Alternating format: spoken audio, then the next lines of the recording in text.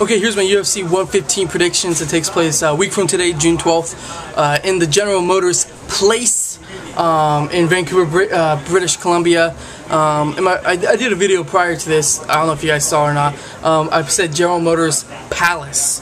I got that from MMA Weekly, and a lot of people were like, "It's place, and then that's all they talked about. So I was like, I don't know, people have, they see one air and they just take it, totally out, So I don't know, but I redid this video just because a lot of people are saying it's place, not palace, blah blah blah, and I'm just okay, whatever you guys want. So I switched it, General Motors Place, not Palace, in Vancouver, British Columbia. A lot of people are bashing this card. I don't know why. I think it's a good card for the UFC's first time coming this part of Canada in Vancouver. Two intriguing heavyweight bouts. You got a great welterweight bout, Paulo, Thiago, Kampmann.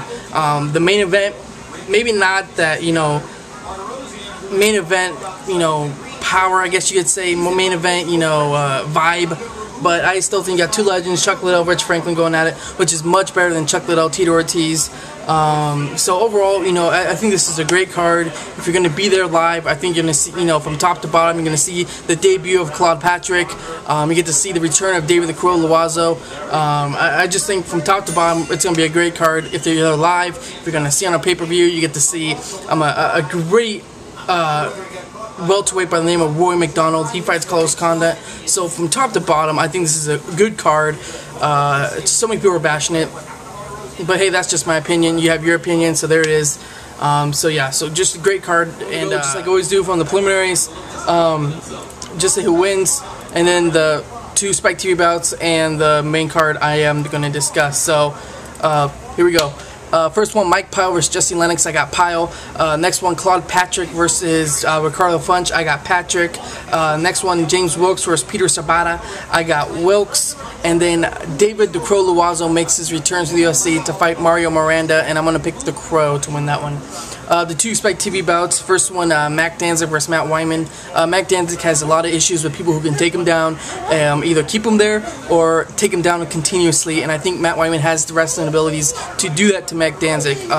He will have a little trouble, I think, with Matt Danzig stand-up. I think he has good enough stand-up skills to keep him in the game until it gets to the mat, and I think that's how he's going to win it. So, Matt Wiman, unanimous decision over Matt Danzig. The next one, an intriguing fight. I can't wait to see this one. Tyson Griffin versus Dunham. A lot of people didn't know who Dunham was prior to his last fight against Efrain Escudero, and then his dominant performance against Efrain. A lot of people got to see that, and he was a good fighter before that. He didn't put on a great performance against Marcus Aurelio, but he came back strong against Efrain, and a lot of people saw that, and he's no joke. But there's a but here. He's taking on a true experienced, aggressive wrestler by the name of Tyson Griffin.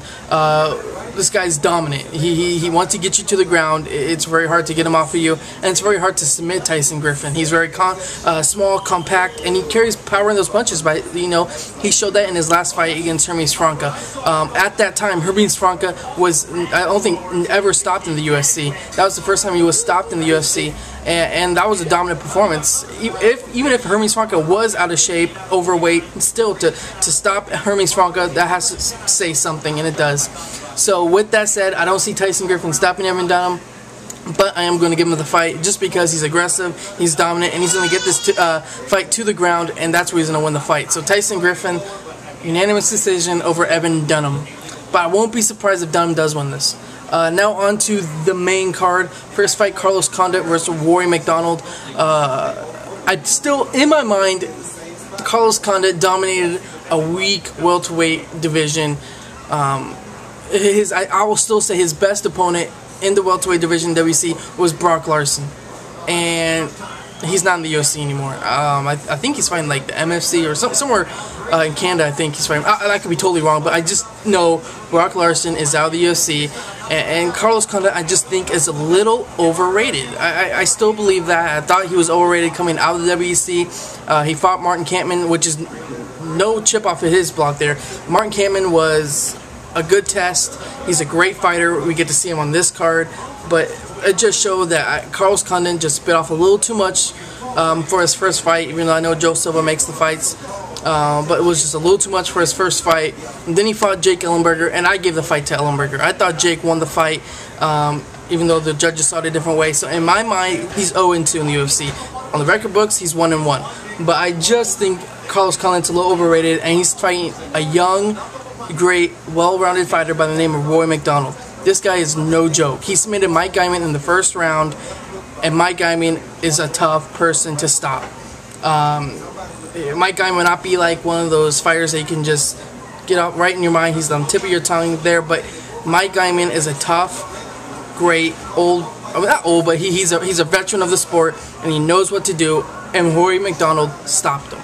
So with that said, I still believe Carlos Condit is overrated, and I'm going to take this into my prediction.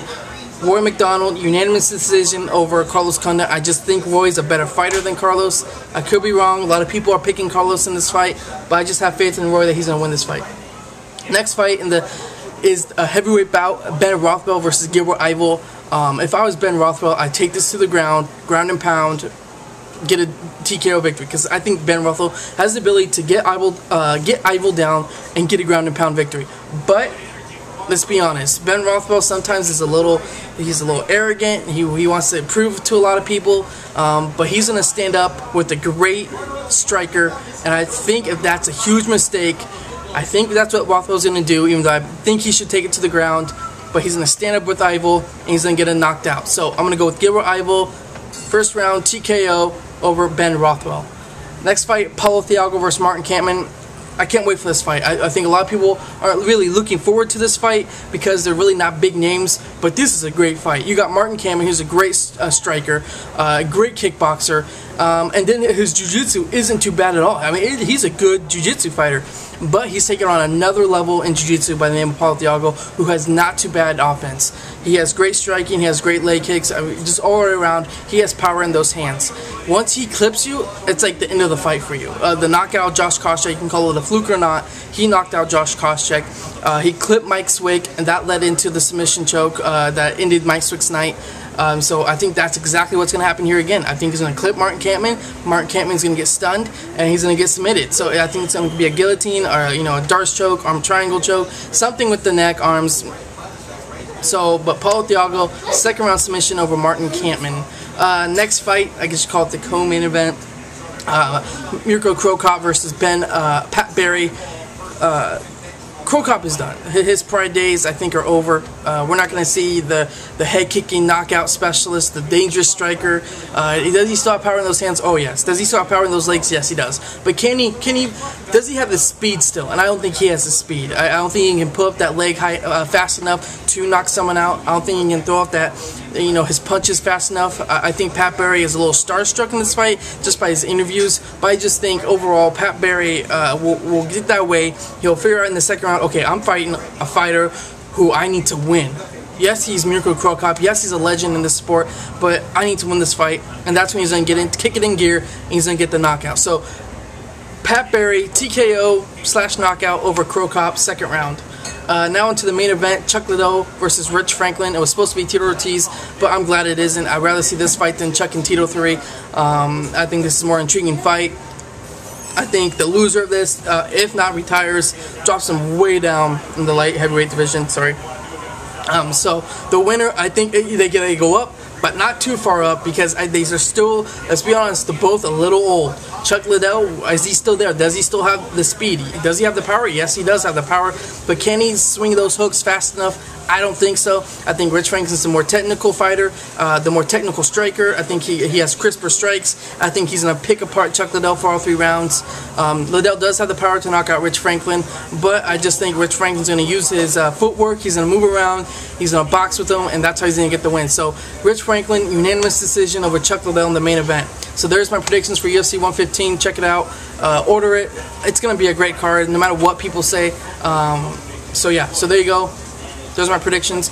Adios. I'm out of here.